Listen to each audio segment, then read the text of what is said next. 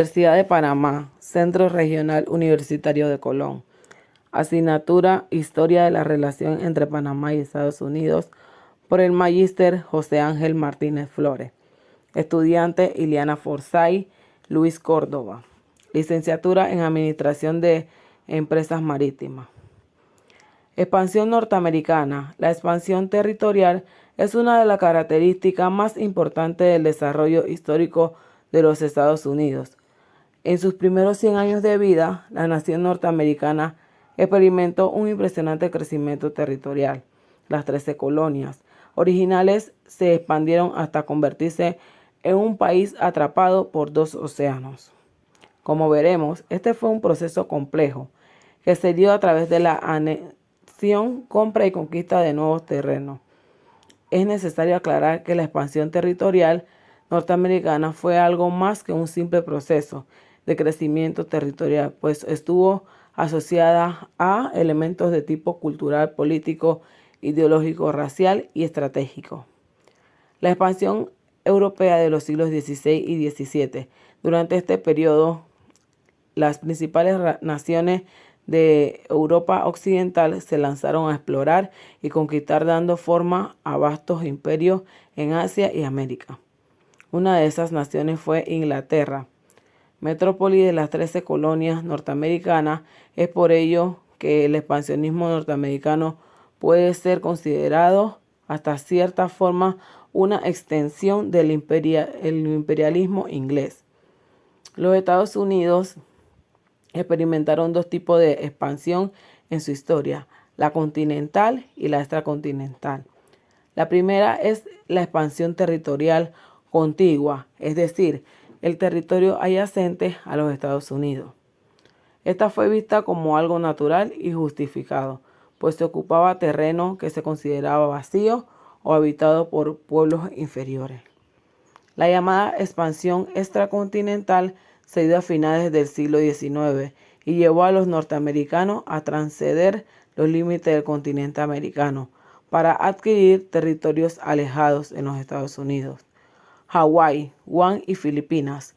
Esta provocó una fuerte oposición y un intenso debate en torno a la naturaleza misma de la nación norteamericana, pues muchos le consideraron contraria a la tradición y a la institución política de los Estados Unidos.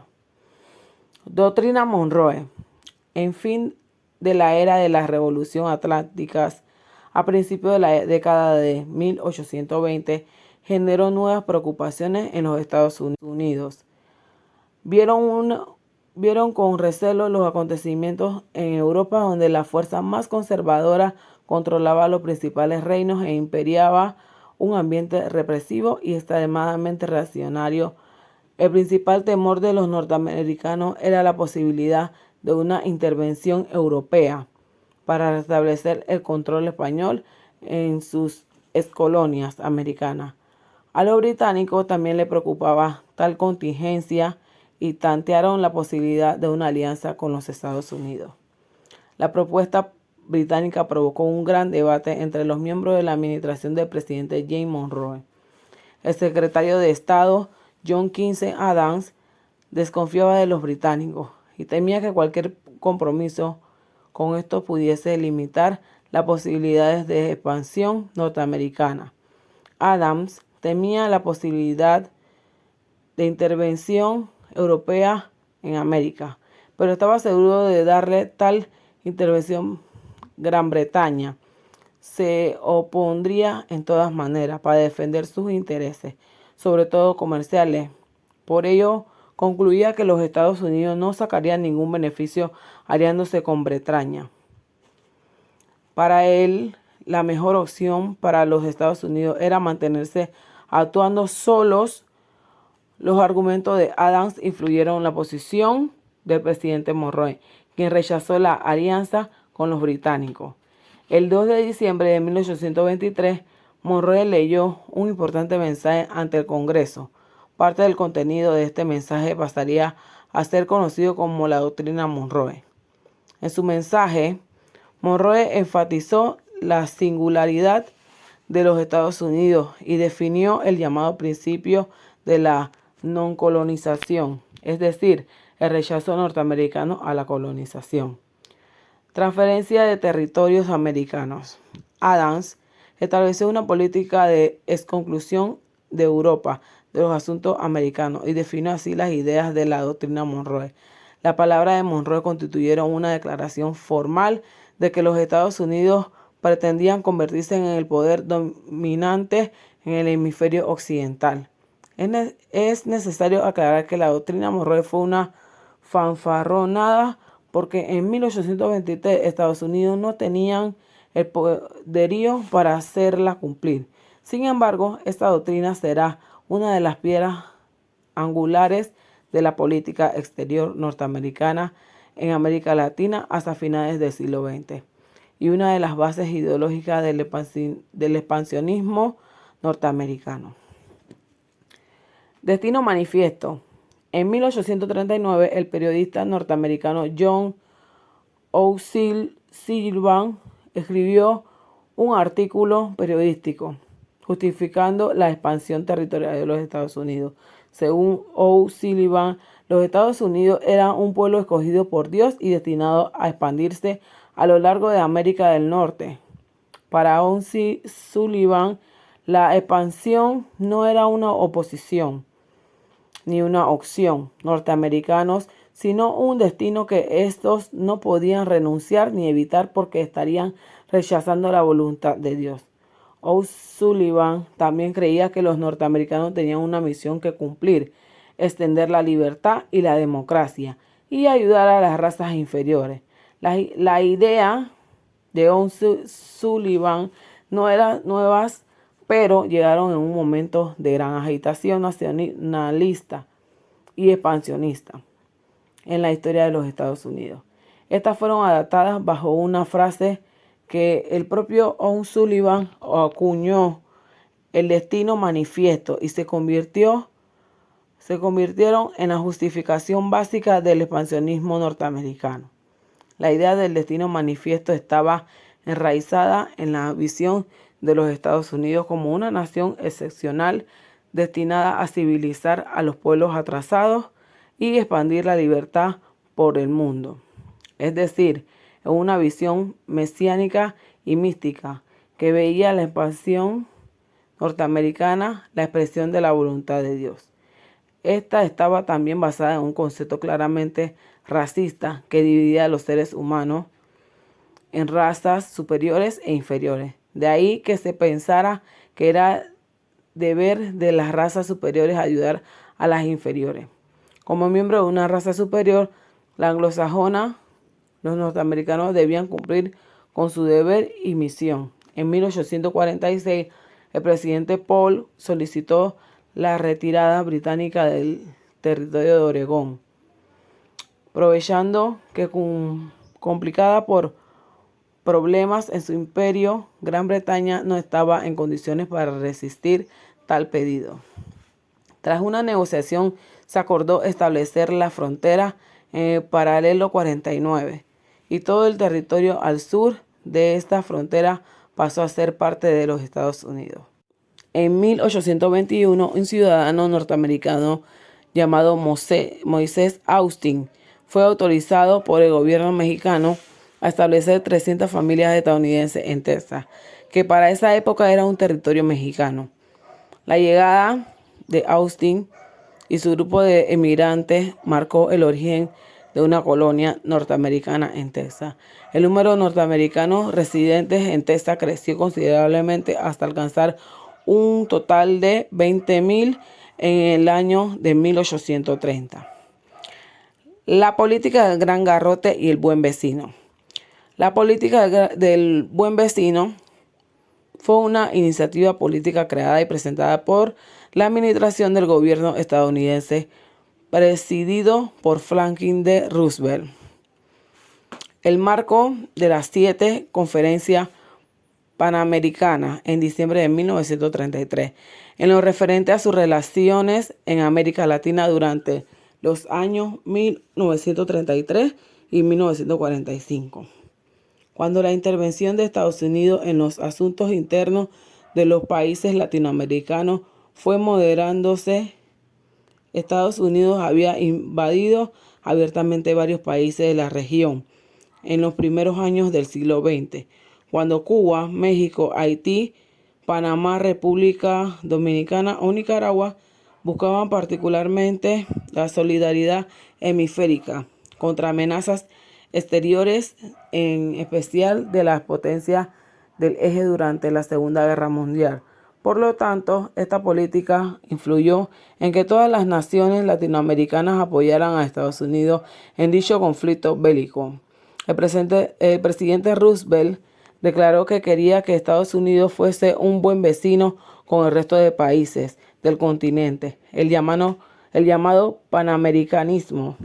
En principio, acicateado por problemas domésticos en época de la Gran Depresión, significaba la retirada de todas las fuerzas militares de Estados Unidos, de los países de la cuenca del Caribe.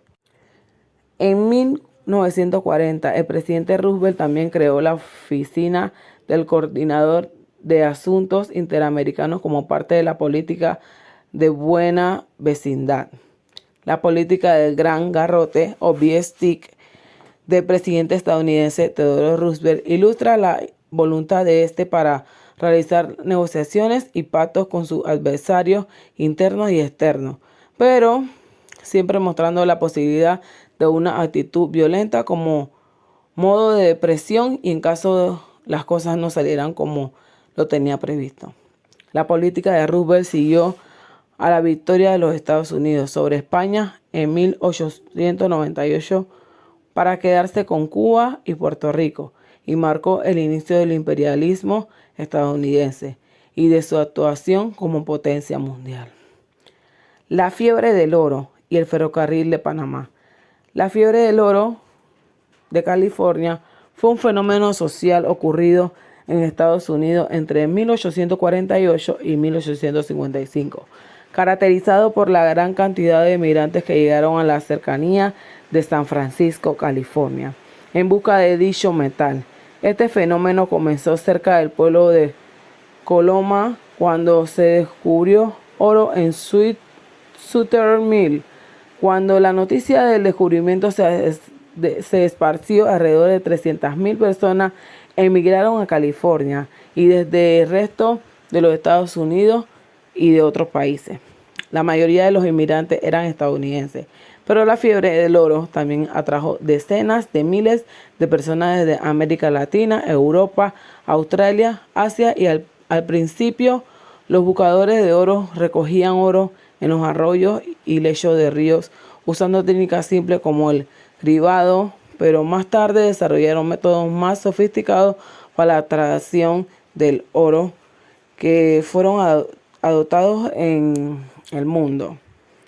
Algunos de estos buscadores de fortuna se hicieron millonarios, pero la mayoría se quedó con poco más de los bienes que tenía cuando la fiebre comenzó. Los efectos de esta migración repentina fueron espectaculares. Ante la fiebre de oro, San Francisco era una aldea diminuta y con la fiebre la aldea llegó a ser una ciudad. Se construyeron escuelas, caminos e iglesias y se fundaron otros pueblos. Se creó un sistema legal y de gobierno, lo cual llevó a la admisión de California como Estado de la Unión en 1850. Los nuevos medios de transporte como el barco de vapor entraron en servicio en el estado y se tendieron líneas de ferrocarril. También se inició el negocio de la agricultura, el segundo rubro de mayor crecimiento en California. La fiebre del oro también tuvo otro efecto. Los aborígenes de la región fueron atacados y expulsados de su tierra tradicionales. Importante que también el impacto ambiental de la minería produjo. En 1832, el Congreso de los Estados Unidos envió al coronel Charles Biddle a Panamá a negociar una concesión para la construcción de una vía férrea. También inspeccionó el país para determinar la mejor ruta. Biddle murió poco después, pero el interés en el proyecto continuó. En 1848 se otorgó un charter a la empresa Pacific Mail Steamship, compañía para distribuir un correo entre los Estados Unidos y Panamá. Los socios fueron Williams H. Aspinwall, su tío Gardiner Green Howland, Enrique Townsend y Edwin Bartlett. 3 naves a vapor de madera fueron construidas California, Oregón y Panamá. Entregarían correos entre Nueva York, Panamá y San Francisco. Pero el descubrimiento de oro en California en enero de 1848 desvió la atención de Aspinwall de la entrega de correo. Buscadores de oro escogieron la ruta a través de Panamá en vez del difícil recorrido a través de la planicie, desierto y montaña. Infestado de indios, Aspinwall inmediatamente envió a John Stevens a Colombia, la cual controlaba Panamá, a negociar una concesión para el ferrocarril de Panamá. La compañía tendría el derecho a excavar un canal o construir una carretera o ferrocarril a través de Panamá. La concesión era exclusiva por una duración de 49 años. A continuación, mi compañero Luis Córdoba.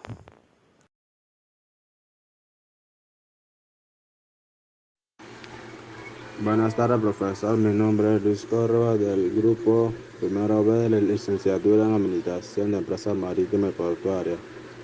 En 1879, el francés Bertrand de Lassalle presenta la idea de nuevamente retomar la construcción del canal sin excusa. La idea era a través del Istmo de Panamá.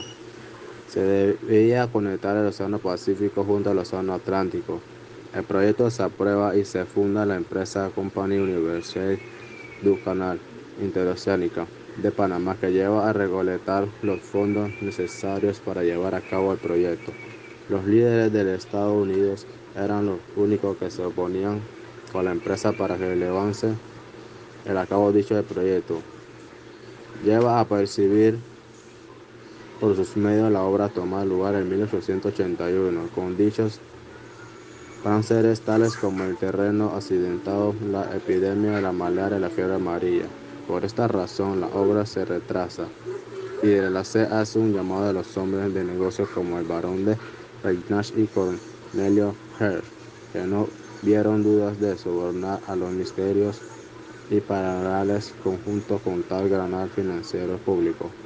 Este caso sale a la luz y se llama titular como Escándalo de Panamá. Sin embargo, Gustave Eiffel consulta sobre el proyecto concluye que el canal debería llegar exclusa de tal manera que el canal llegará a aceptarse el relieve de la región.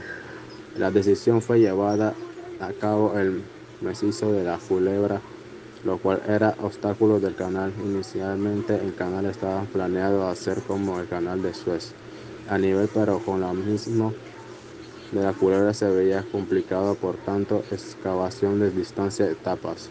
En septiembre de 1882 ocurre un terremoto, la cual interrumpe con la construcción y también con el tráfico de los ferrocarriles. Durante algún tiempo afectado la cotización de las acciones de la compañía de la Bolsa de París. A pesar de todo, en 1886 todo se trataba bajo el control, ya que se ahora construye el canal con excusa, sino que la empresa ahorrará más dinero. A partir de 1886, los opositores les existaban en la empresa y luego la opción pública, lo cual hizo que los fondos de la obra se financiaran en 1888. Dicha obra que vio obligada a la terminación.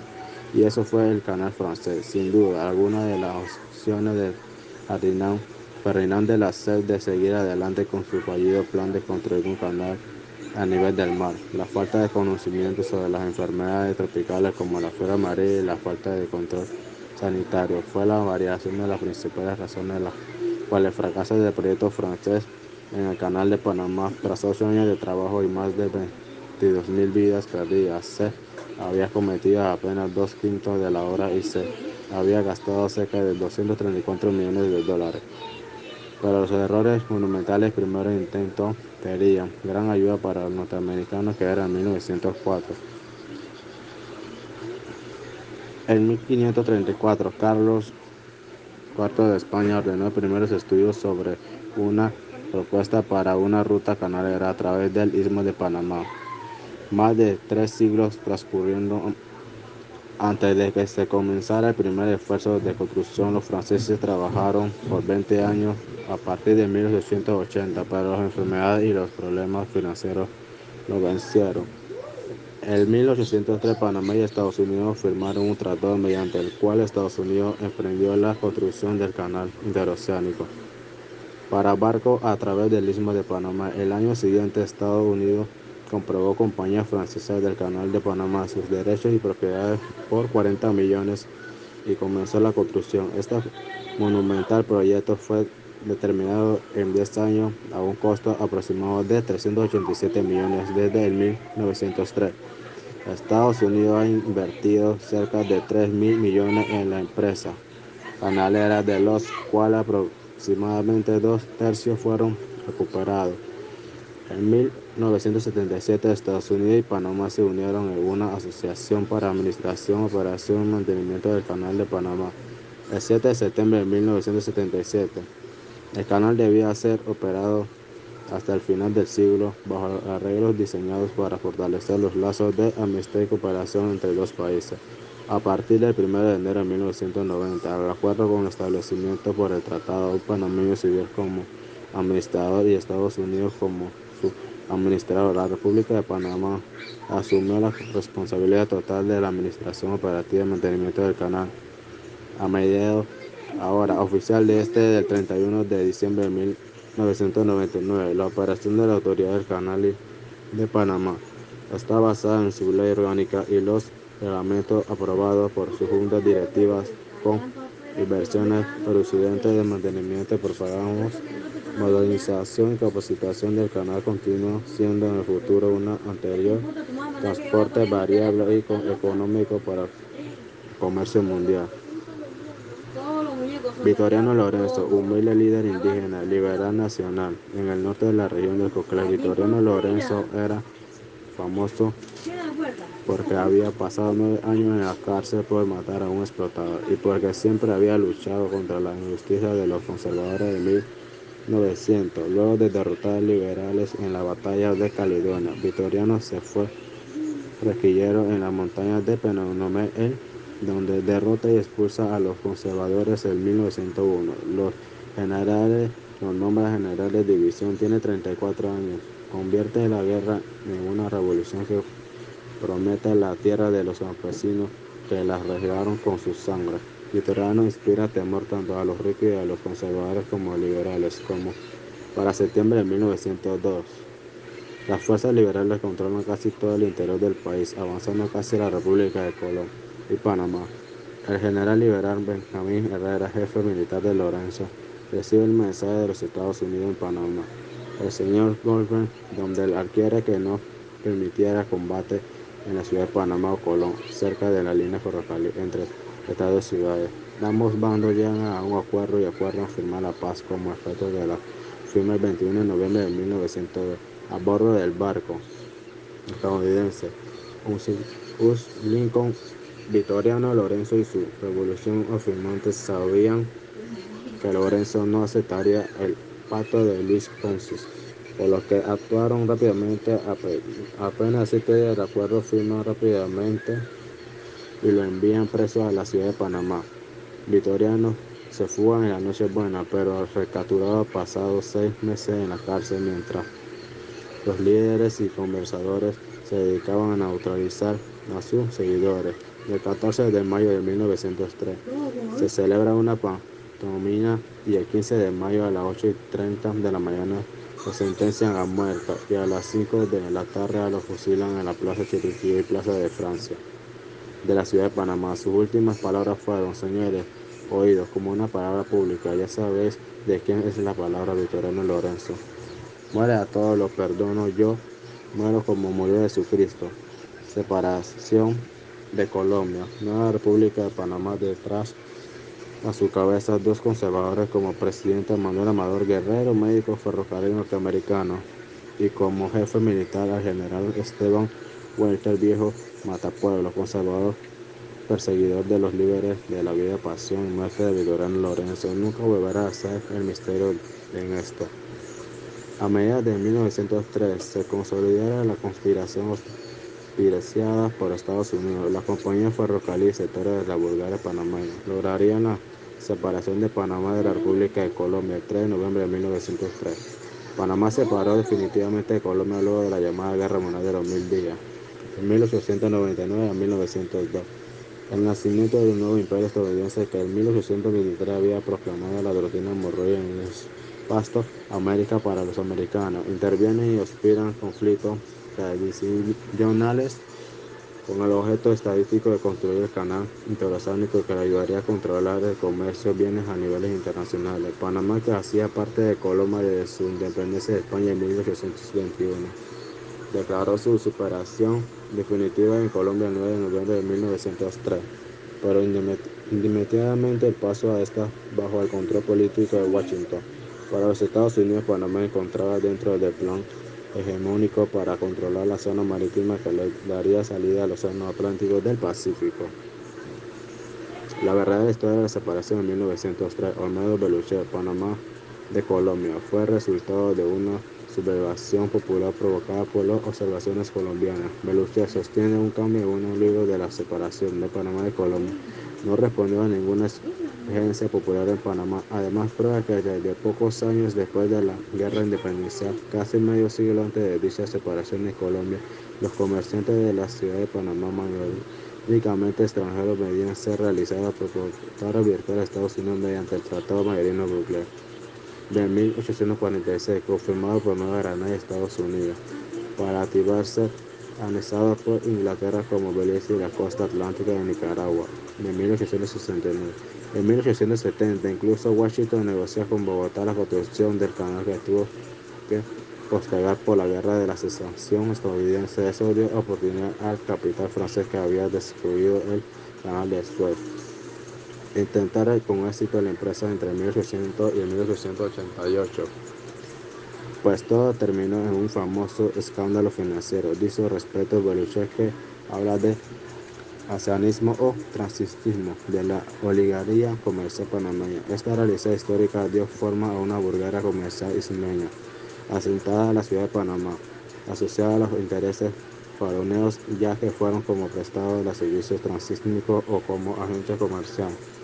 La confusión entre el interés de una Bulgaria comercial concentrada en el principio del centro de una región, el capital extranjero dando espalda a un proyecto nacional a la construcción de un mercado interno Panamá del Río de la Plata, inspira ya en el siglo XIX, desde la separación de España, la historia de estos países y la operación entre conservadores, liberales que eran federales o entre unitarios y federales.